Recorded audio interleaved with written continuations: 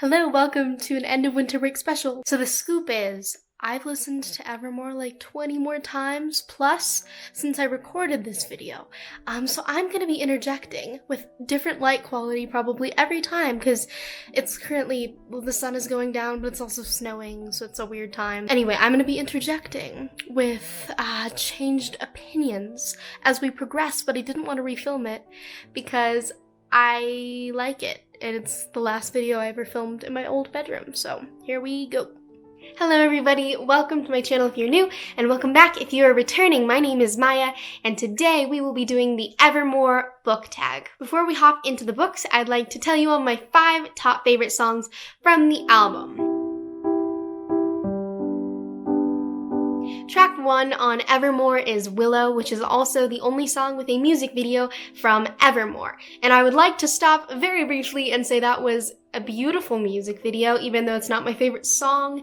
It was really well directed, the cinematography was amazing, I loved it a lot. Also, I just love the idea of like a vintage whimsical circus where they treat animals nicely, you know, it's a great idea. The prompt for Willow is a book that is a masterpiece, and for this one, I'm going to have to pick The Mothers by Brit Bennett. I just finished this book like on Monday, and it's currently Thursday, and I checked it out from my school library, and it was phenomenal. Brit Bennett is really well known right now for her novel The Vanishing Half, which I also read this year. I believe it won the Goodreads Choice Award for historical fiction, and rightfully so, but I personally think The Mothers is better. It's really hard to believe this is a debut book. It follows our main character, whose name is Nadia Turner, and her community in California. It's a Black religious community. It follows her relationships with the people in the community, with her mother, with the church itself. It talks about kind of growing up, growing apart, the importance of friendship, just the sheer power, I guess you could say, of first love. It was just a really complex book, and it's really nuanced, and there's a lot in it, and I would highly recommend you read this ASAP. Champagne Problems. Yeah, that's track 2. And the corresponding book prompt for Champagne Problems is a book that caught you off guard. And for this one, I'm going to have to say The Black Klansman. This was recently turned into a movie. I believe it was directed by Spike Lee. Adam Driver's in it, you know, Kylo Ren, gotta have a healthy dose of that in your life. I'm just kidding. I really hated the new Star Wars trilogy. I'm sorry. It was really upsetting. Black Klansman is a true story about a black cop, a black police officer in Colorado Springs. And this particular police officer decides to infiltrate the Ku Klux Klan branch in Colorado Springs and kind of just learn more about it, kind of intercept activities, see what's going on. The problem being that he is black, so he can obviously not join the KKK. So what ends up happening is the black police officer communicates with the KKK through the phone and through email and everything digital, but he has a white police officer from his department pretend to be him when he has to meet with the Klan in person. This was a memoir. It was absolutely fascinating. I think it reveals a lot about the police system and also just about systematic racism in the United States. It's a book I'd recommend, not necessarily beautifully written, but just such a fascinating story and a book that is really important and I think really powerful as well. Gold Rush is probably not my favorite song on the album, but it's definitely like has a good beat to it, and I think it deals with a really interesting topic that I cannot relate to, but I'm sure a lot of people in Hollywood in particular and the entertainment industry can. The prompt for Gold Rush is a book with a gold cover, and for that I'm going to have to pick Game of Thrones by George R.R. Martin. Don't really think you need a summary of this, but I will provide one in case you do. Game of Thrones is the first novel in the Song and Ice and Fire series, which I'm doubting will ever be finished. To give you some perspective,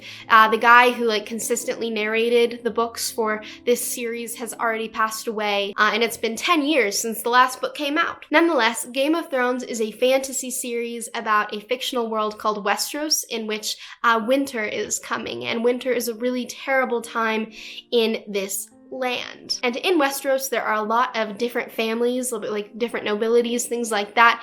And the story is about the battles that they have with one another, the characters' connections. It's the fight for the crown, really, at the end of the day, but not in like a selection cure cast way. Much more brutal. There are parts of Game of Thrones that are really disturbing, and some parts that are also, in my opinion, a little bit problematic. I made a video about that really early on in my YouTube career, I guess. But if you want to check that out, feel free. I love Game of Thrones personally. I know it's not everyone's cup of tea, but I find the writing style to be really, really entertaining, and I really love a lot of the characters. My favorites probably being Daenerys.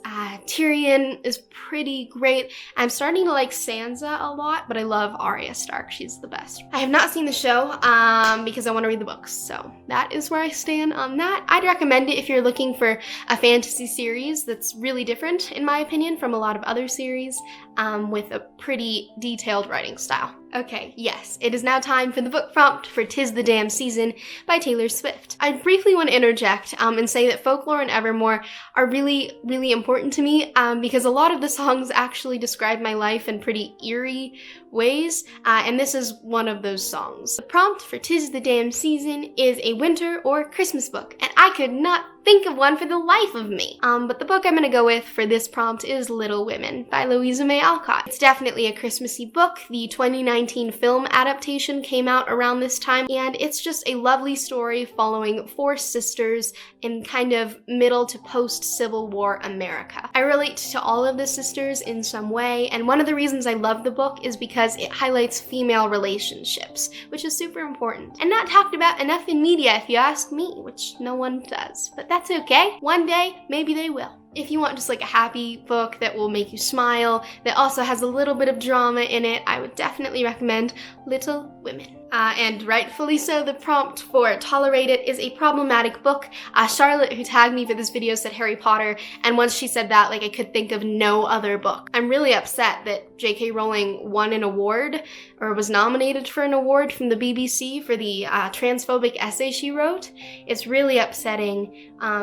Yeah, it's very upsetting. Also, like, despite the fact that it just spreads a hateful rhetoric, it also didn't have any citations or like a bibliography or anything. So like that wouldn't have even gotten an A in an English class at my school, let alone won an award. Anyway, because Charlotte already said Harry Potter, I picked a different one for this, and that is Eleanor and Park by Rainbow Rowell. The reason I did not like Eleanor and Park is because there was just a lot of racism towards the Korean character whose name is Park.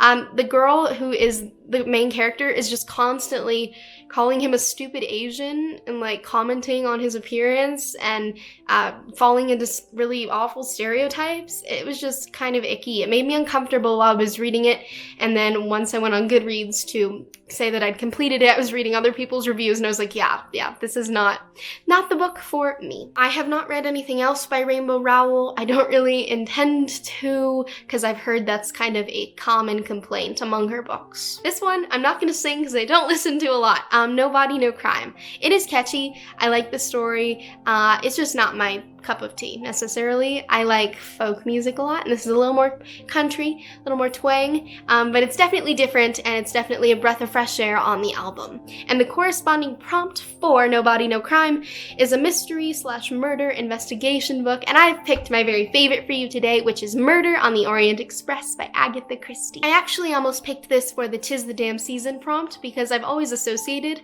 Murder on the Orient Express with Christmas, even though they're not related whatsoever. They are in my head. I don't know why. Murder on the Orient Express follows a group of people who are on the Orient Express. It's a train. They're on this long, long journey. There aren't very many people in the train, and one of the people that is there is murdered. Thankfully, Hercule Poirot, who is Agatha Christie's primary detective, although we've also got Miss Marple, is on that train and starts to investigate the people there and interview them and stuff.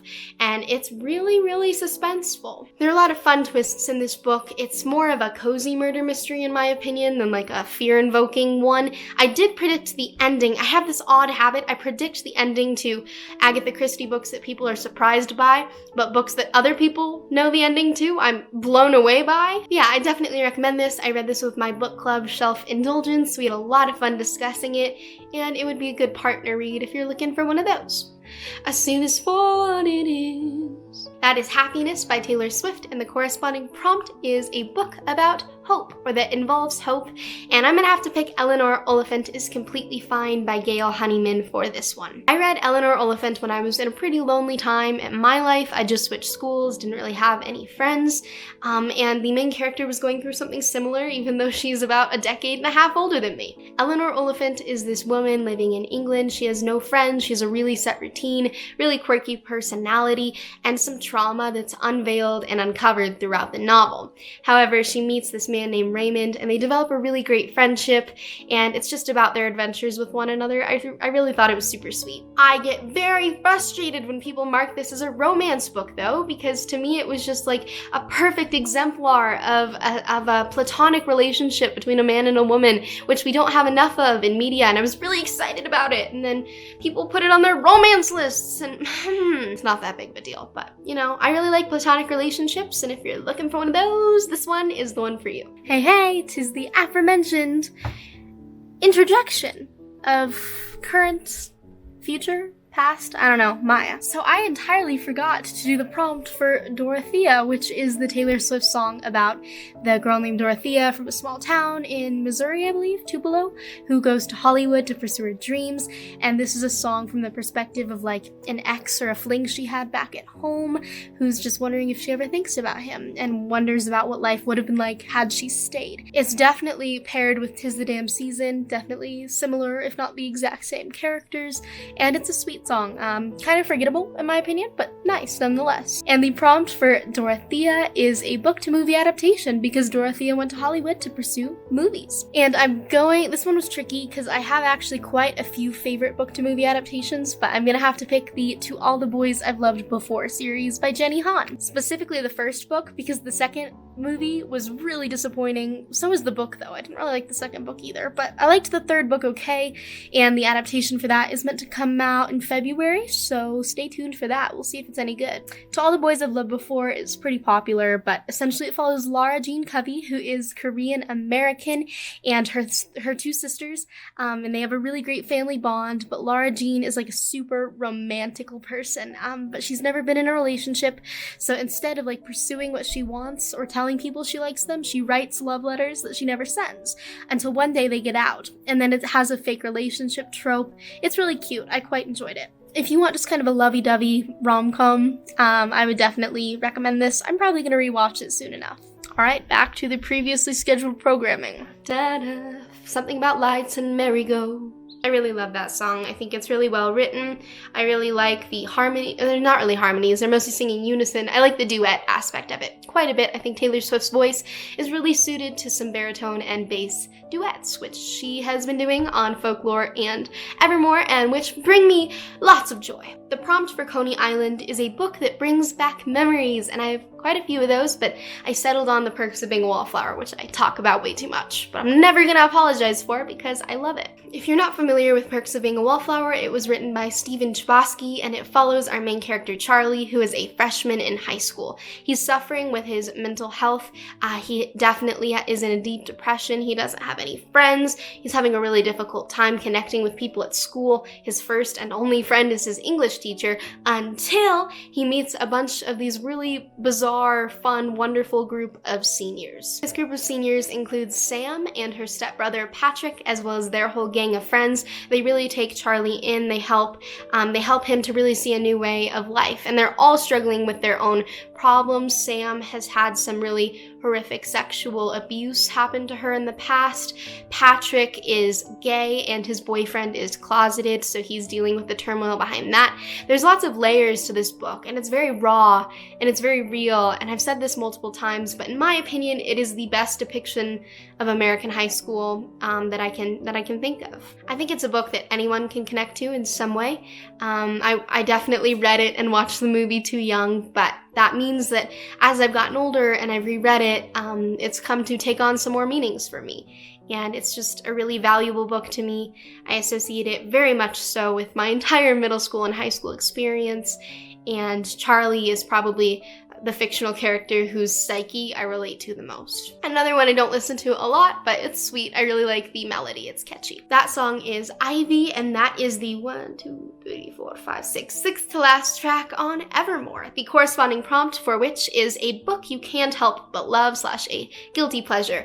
I decided I don't believe in guilty pleasures because I don't want to be ashamed of the things I like. I like them, and that's valid and okay. So my book I picked for this is Lucky in Love by Casey West. Casey West is a rom-com writer, mostly teen rom-com, and this particular book follows our main character, Maddie, who has just turned 18. She's having some struggles in her home life.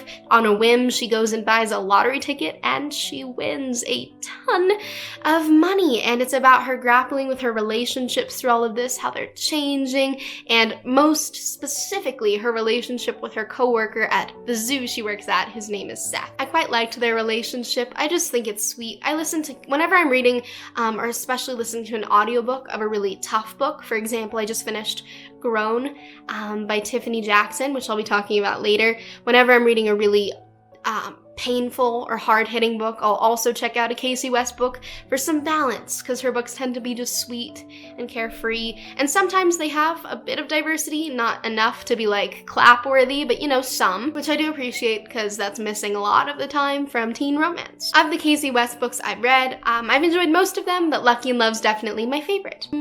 I'm failing at the lyrics, I'm so sorry. But that was a lovely humming, off-key rendition of Cowboy Like Me by Taylor Swift, whose prompt is a book you didn't expect to love. And I have two for this one. The first is Having Our Say by the Delaney sisters. This is a book my English teacher lent me over the summer because I'm really passionate about incorporating more diverse books into English class, and she was sharing with me some books that she thought I might enjoy because of that. Having Our Say is a memoir of these two lovely African-American sisters who died in like their early 100s, and all of the adventures and some of the not so great things they experienced throughout their life. They were hilarious. They were interviewed for this book by a writer who strung all their stories together into a coherent narrative, and their voices, you know how you read a book and sometimes an author has a very specific tone and you can pick them out of a lineup.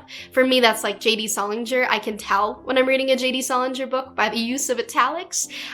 These sisters were like that. They were so independent. They were career women throughout their lives when that wasn't really expected or acceptable for women. Neither of them married. They lived together their whole lives. They're like best friends. It was just a beautiful book. Another book I did not expect to love is Over the Top by Jonathan Van Ness. Jonathan Van Ness is known for being on Queer Eye, and he is non-binary but uses the pronouns he, him. And I got this book for Christmas many years ago because I love Queer Eye. It's one of my very favorite shows whenever I'm feeling down.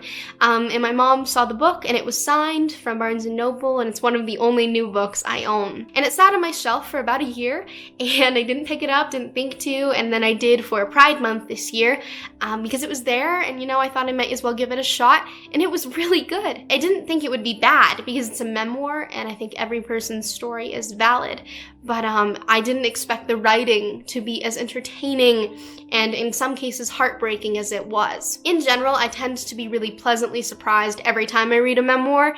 Another example, I guess, would be The Glass Castle. I mean, it looked good, but I didn't think I would love it, and I did. I think there's some sort of special magic about people telling their own stories. It makes everything a lot more real, and it just shows the wide range of human experiences that can be found on our country and in the planet, and it's a beautiful thing. Okay, so I entirely forgot about Long Story Short because it's my least favorite song on the album, but the prompt was essentially to choose some short books, so I'll put a few up on the screen. Thank you for your patience.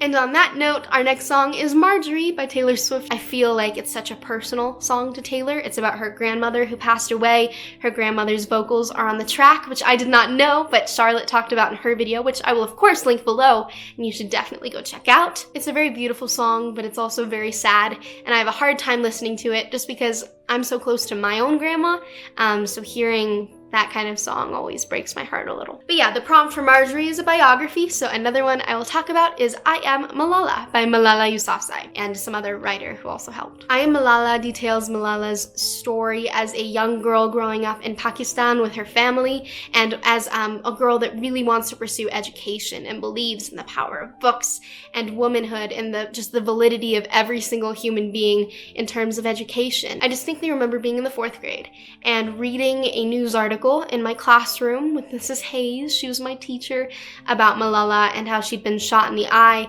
by the Taliban on her way to school. And I remember just being so overwhelmed because she's not that much older than me. And it was just incredible to me that someone my age could experience that amount of hardship in order to attain something that's always been a given for me. It made me feel so grateful for my own education and my own opportunities. It was endlessly inspiring. It was just such a good message for peace. And from that article, the same messages translated into this book. I'd highly recommend it. It's been a few years since I read it. I think it's probably time for a reread once we get to the new house and I find it in one of my boxes. And I really love it. I would definitely recommend. This one I actually recorded earlier, so let's try to do some sort of fun, harmony, jazzy thing, shall we? See the shape of your name still spells out pain. It wasn't right, the way it went down.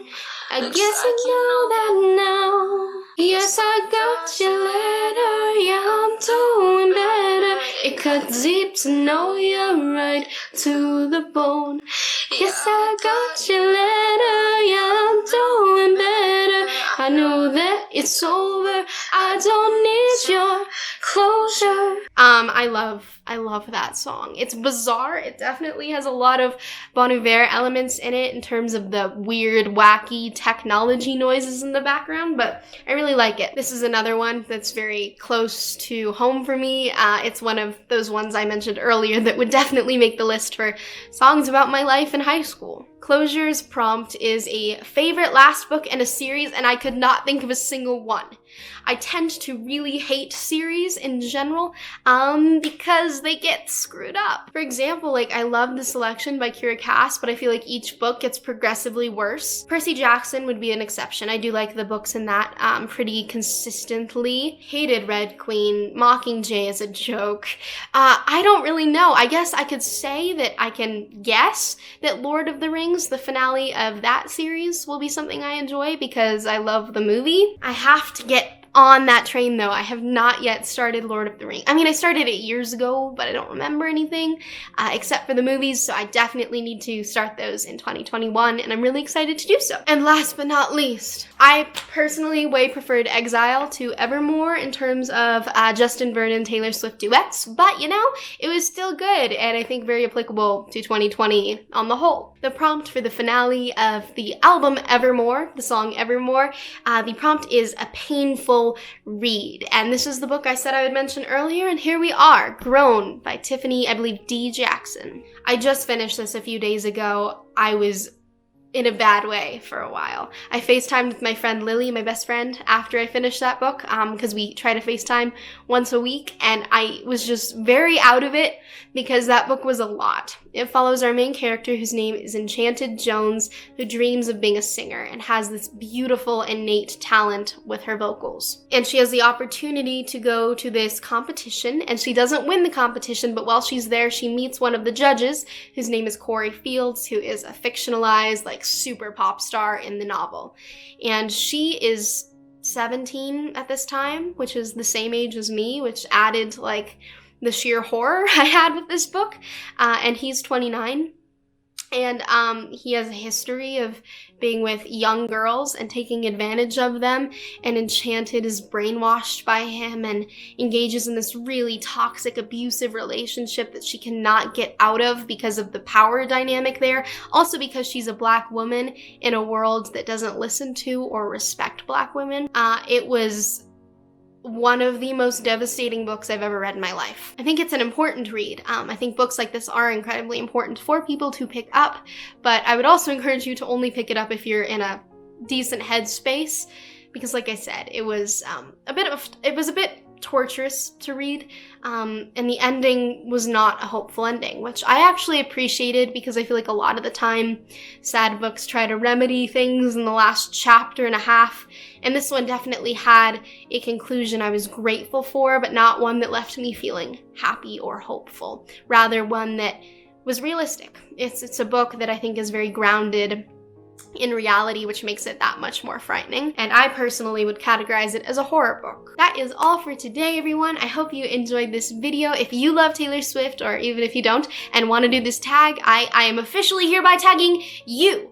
Yes, you! So yeah, go out and do the tag if you feel so inclined, and I would love to watch them. I would also love to know what your guys' favorite songs were from Folklore or Evermore, which album you preferred. I hope you all are doing well and had a wonderful, happy holiday season, and I will see you next time. Bye-bye.